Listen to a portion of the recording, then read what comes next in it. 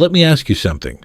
You spent 40 years being careful with money. You saved when others spent. You planned when others ignored it. You made smart decisions your entire working life. And then you retired. And suddenly, the decisions got harder. Not easier. Harder. Why? You have more time now, more information, less pressure. So why does every financial decision in retirement feel like you are walking through fog? I will tell you exactly why. And more importantly, I will tell you how to fix it.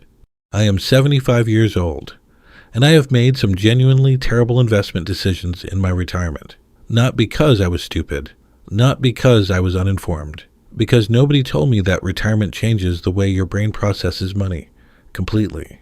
Fundamentally. Changes it. The same brain that made good decisions at 45 is working with a completely different set of fears, emotions, and blind spots at 67. And if you do not understand what changed, you will keep making the same mistakes and wondering why. I have seen it happen to smart people, engineers, doctors, business owners, people who managed money professionally their entire careers. Retirement hit, and the decisions got worse. Not because retirement made them dumb, because retirement changed the game and nobody gave them the new rulebook. Today, I am giving you that rulebook. First mistake, and I made this one myself. You stop spending. Not because you cannot afford to, but not because your numbers say stop, but because the money sitting in that account is the last proof that you're going to be okay. I remember when my wife suggested we visit our grandkids in Colorado. Flights, hotel, 1 week. We could afford it easily. I said no. Made an excuse. The real reason, I was terrified to touch the account. That money sitting there felt like safety. Spending it, even on something beautiful, felt like standing at the edge of something I could not come back from. That is not financial wisdom. That is fear wearing the mask of responsibility. And here is what that fear actually cost you. People who hoard, keep too much in cash, pull out of the market at every dip, and earn almost nothing on money that could be working. Fear is the most expensive investment strategy there is. The fix, write down your actual monthly expenses and your actual monthly income. Look at the real gap. Most people, when they look at the numbers calmly, are doing far better than the fear tells them.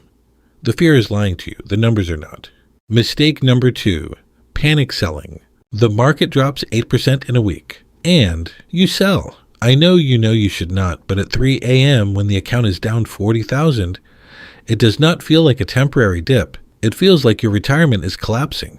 My friend Harold did this in 2020. Retired engineer. Sold everything in March. By the time he felt safe enough to get back in, he had missed the fastest market recovery in history.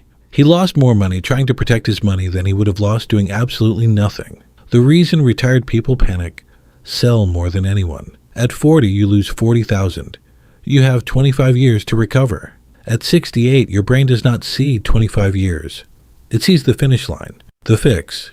Before the next dip happens, write your rule. Mine says, I do not make investment decisions when scared. I wait 72 hours. Then I look at the numbers. Then I decide. 72 hours of distance turns panic into perspective every single time. Mistake number 3, chasing yield. Someone at church mentions a stock. Your brother-in-law calls about a real estate deal. You see an ad promising 11% annual returns, and you think, maybe, because 4% feels small when you are doing the math on how many years your money has to last. I did this once. Private lending deal. Friend of a friend. Promised 9%. Lost it all. The desperation to make your money work harder is the most dangerous emotion in retirement investing. The people selling high yield know you are scared. They know exactly which buttons to push. The fix.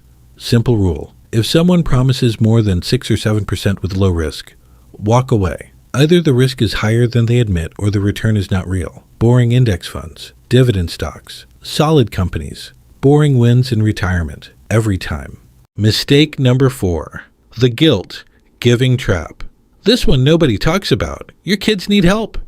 Grandkids need something, and you give, and because you love them, and honestly, because it feels good to be needed. I know a woman, retired teacher, 71 years old, gave her son $60,000 over 3 years. Small amounts each time. Nothing that felt like too much.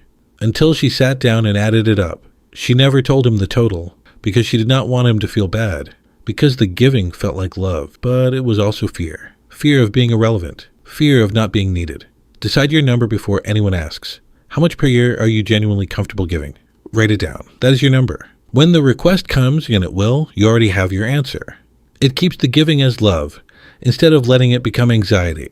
All 4 mistakes come from the same place. Not ignorance, not bad math, identity loss. When you had a job, a role, a title, money was a tool. You used it, managed it, were not afraid of it. But when that identity disappeared, money became the last thing you could control, the last proof that you were going to be okay. When money carries that much emotional weight, every decision about it becomes terrifying. Fix the inside first. The financial decisions get easier on their own.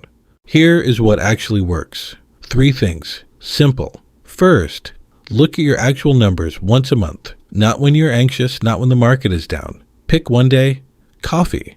Quiet house. Just you and the spreadsheet. Numbers on paper are never as scary as numbers in your head at 3 a.m. Second, write a 1-page investment rule sheet. What you will hold. What you will not touch. How long you will wait before any decision. What you will give per year. When emotion hits, read the sheet. Do not trust yourself in the moment. Trust the version of you that wrote it when you were calm. Third, talk to someone, not just a financial advisor, a person, someone in the same chapter. My neighbor Frank saved me more money with one honest conversation than any financial product ever did. Because the biggest mistakes happen when you carry the anxiety alone. Numbers once a month, a rule sheet, one honest conversation. Not complicated, not expensive, just consistent. You are not bad with money. You are a careful, intelligent person going through one of the most psychologically complex transitions a human being can face without a manual. The mistakes are not character flaws. They are completely predictable responses to a situation nobody prepared you for. Now you know what they are. Now you know where they come from. Now you have something to do about them. Next week, the one retirement money decision most people get completely wrong, and it is not what you think. I will see you then. Pull up a chair.